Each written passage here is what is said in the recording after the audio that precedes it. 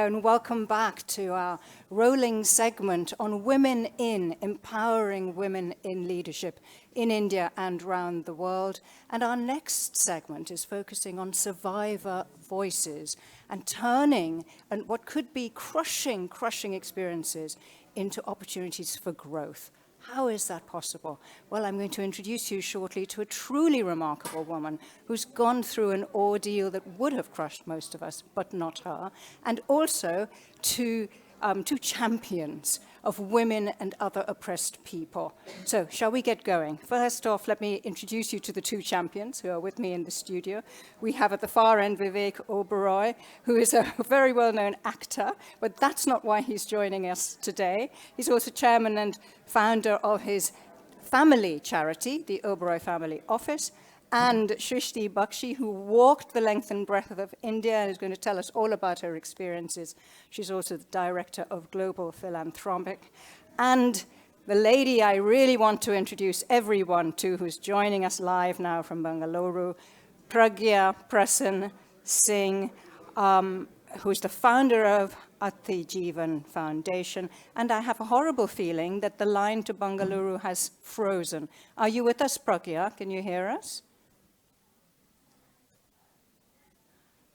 Ah, you're back with us. Wonderful to see your smiling face. Forgive us if the line keeps breaking up. We're going to keep trying to get through to you. So, first of all, I wanted to ask you was what you've gone through. You were the victim, if I can use the word victim, of an acid attack just a few weeks after you got married, ended up for several years in hospital in rehab, and then slowly built your life up. May I ask you a personal question, which is, how did you come to terms with what happened to you, not just physically, but also emotionally and psychologically, if I may put it that way, Pragya? Thank you so much for having me here, and my apologies for this bad connection. Um, well, it was difficult for me. Uh, Initially, it took almost 3 years for me to come out of what the trauma I had gone through, and you know, get back on my toes and do something out of my life. I underwent 17 reconstructive surgeries, and what you see is the best any plastic surgeon could have done to my face. And how I got back, I would lie if I would say I did it alone. It was only because of the support of my family, my friends, and my close ones who had support, and of course the doctors and the nurses who had supported me during the course of my treatment. Um, and of course my approach to not give up on what has happened. I have always tried to see the glass half full, and yeah, but I just wanted to do something out of my life rather than just cribbing and about what has happened to me. Pragya, just a short while ago, I was talking to Deepa Malik, who spoke to us very inspirationally, the Paralympian, at our IGF forum just a couple of days ago. And I was telling her that I'm going to be speaking to you. And she has a question for me to put to you, if you don't mind. And that is, she said, please ask Pragya how she learned to accept herself, and then how you're able to now pass that sense of acceptance and hope and moving on to others who you're helping through your foundation. Accepting my new identity was very difficult. Initially, you lose your identity after what happens to you. Your face, uh, how you used to look, was becomes different. Your own friends don't recognize you. uh, but I will say that, when I accepted myself and how I'm going to lead the rest of my life, and it was that acceptance only came through the uh, core part of my heart that, I cannot be a victim throughout my life. I want to thrive whatever in whatever I have, and that's what I think has helped me to accept myself. And once you accept your how you look and your new identity, the rest of the journey becomes really easy for you, and there is no looking back. You really are inspirational. Pragya, I'm going to come back to you in Bangalore in a short while. I just want to bring Srishti, Bakshi, and Vivek Oberoi into the conversation. Now, I know that you met Srishti, Bakshi. I know you met Pragya, Srishti, on the road. I should just introduce to our audience what an extraordinary journey you made, physical journey, walking across India, 230 days on the road. My gosh, I can't believe it. You must have worn through a lot of shoes. I did. And you met a lot of women, over 100,000. That's Over 100,000. an extraordinary figure. So, as well as remarkable, Pragya, tell me about some of the stories that you heard. I think women I met on the road were from different parts of our society, and it was young girls to college-going girls to survivors like Pragya. Inspirational, because in every part of our country there is a woman who is facing an ordeal, challenges, circumstances which are beyond our imagination, but they are living through it, they are smiling through it. So I think there's a lot of power in the women that I met. So I'm going to stop you there. Well, I was asking Pragya about how do you learn to accept and move on. How do you think the girls that you were meeting, what was the key learning for them? The key learning is that, one is that they're very hungry. They're hungry for freedom.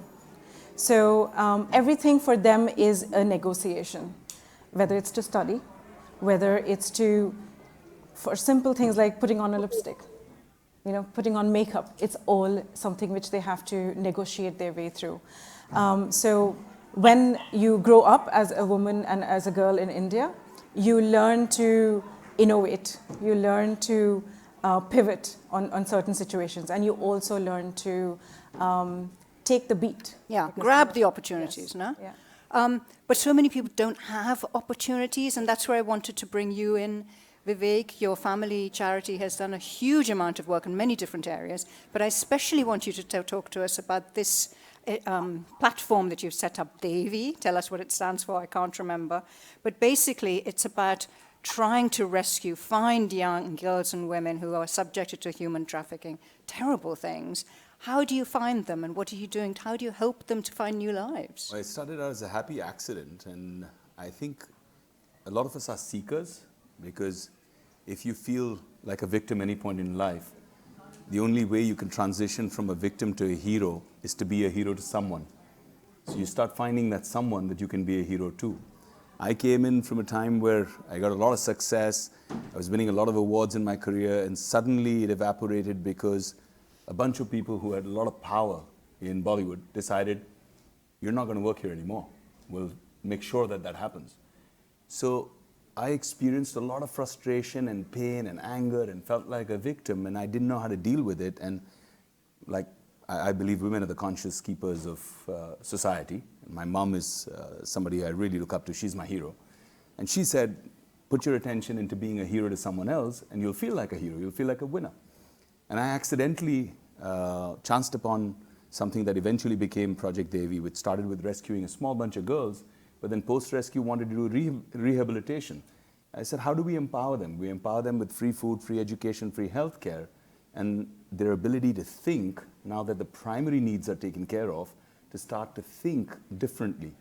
And what was amazing is that... Take me back to the situation the girls were in when you found them, and the scale of the issue. Of 24 hours later, they would have been dispersed across the country, sold like worse than animals, kept in conditions that are totally inhuman. The eldest what, was as 13. Prostitutes or as laborers or what? Everything, right? Just commodity. So the eldest was 13, the youngest was 5, Nisha. So that still happens. And then now, because of Project Devi, which is a goddess, of course, but stands, the full form is Development and Empowerment of Vrindavan Girls Initiative, we've impacted 15,000 girls over the years, empowered them, and now in a skewed ratio where in villages boys have a lot more import than girls, right? The girls can sleep hungry, but the boys are to be fed. But boys haven't been to college. In 14 such villages, my girls are going to college. They're going to international universities. And when I ask all of them, what do you want to do when you're successful? They say, when I'm successful, I want to come back to my village and I want to help more girls like me. And that's why I say women are the conscience keepers of society. Oh, that's a great story. Pragya, I'm going to, you're still with us? You are? Yes. At what point did you get to thinking, now I want to reach out and help others who have gone through or are going through something similar? So it all came with my own experience, and while I was in the going through, when I saw that this lack of infrastructure for burn patients, there's no counseling, there is no support group, uh, there is nobody to guide them. There was no NGO in our country to support burn patients. So I had to do something about it, because just healing myself and moving on and seeing the others struggling with the same kind of trauma was not acceptable for me, and I had to do something.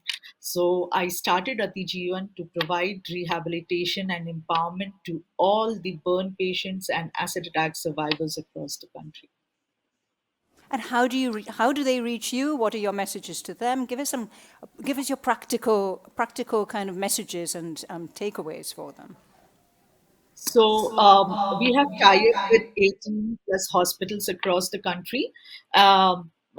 We do burn support group meetings across different cities, where we and especially in the hospitals where there are burn patients and there is burns unit. So, and that's how patients reach out to us. Initially, we used to reach out to the hospitals to ask that who are the needy ones who need our support. Now that all these burn specialists, doctors, surgeons, they all know us. They refer patients to us, whoever needs support for skill or job or medical support, anything, they reach out to us. And yeah, that's how There, we they know you're the resource to turn to, right? Thank you so much, Pragya. I'm just going to bring Srishti in again at this point. So you've met all these women, many different stories. Some people were suffering from huge trauma. Some it's more like the daily business of being a woman in 2024, right? Absolutely. So what are your takeaways about what is it? What is it like to be a woman in 2024? Dealing with daily misogyny. For young girls, it's a learned behavior. They're learning every day how to conform, how to be part of the society, and how to be pleasing to the society. Then there's the other spectrum of survivors who are actually now trailblazers, who are becoming the champions to actually negate that. So in my opinion, Nisha, we are all part of Pragya, me, Vivek. We are all part of this this three, kind of way of looking at this problem.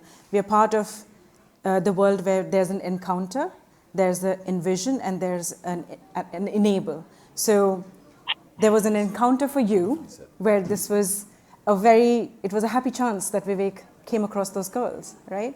So you encounter it, or it was when Pragya saw another woman suffering.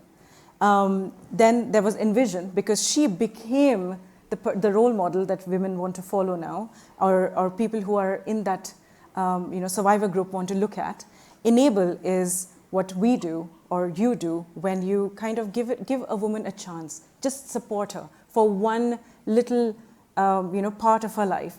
Her journey, she's going to path her journey herself. Don't you see that in those girls, right? And he was nodding as you were speaking, but you probably weren't aware of it. Home, right here. Yeah. Where do you think you've had the most impact in the work that you're doing? Look, like Srishti said, that it's important to start making girls believe in themselves. All the ladies in the room are extremely successful in their own right. And while they were growing up, they wanted to be just like their mom. I have a 9-year-old daughter who wants to be just like my wife. She wants to be just like mom. But all these girls I haven't seen a single one of them when they come into our organizations who want to be like their mom. They want to be anything but their mom. They want anything but their life, the story, the journey of their moms. My focus now is on companies that are women-backed, social impact, scalable for profit, right? That I can empower through my learnings, running my family office, having set up, co-founded multiple startups, sitting on a fund as a GP. How can I empower those journeys and create scalable impact with women-backed entrepreneurial journeys? Because I believe equitable distribution of wealth between men and women is equitable distribution of power. Power is directly correlated to the wealth, not strength, because we still can't give birth to babies, but power. And that's very, very important. So I would like to give the final word then to Pragya. We're talking here about power. What is your message then to power? How do we change a system which is actually systematically biased against women, in which we still have acid attacks going on daily across India and across the world?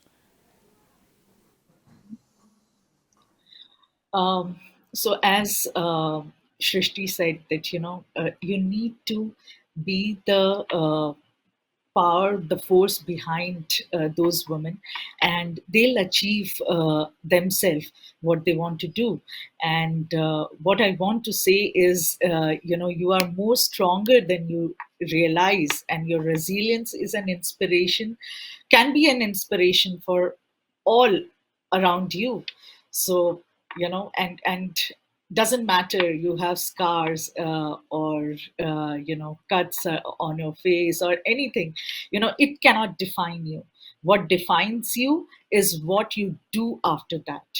And that's what I want to say to every girl who is every girl who is listening to me, and just believe in yourself, never lose hope, and you can do anything what you want.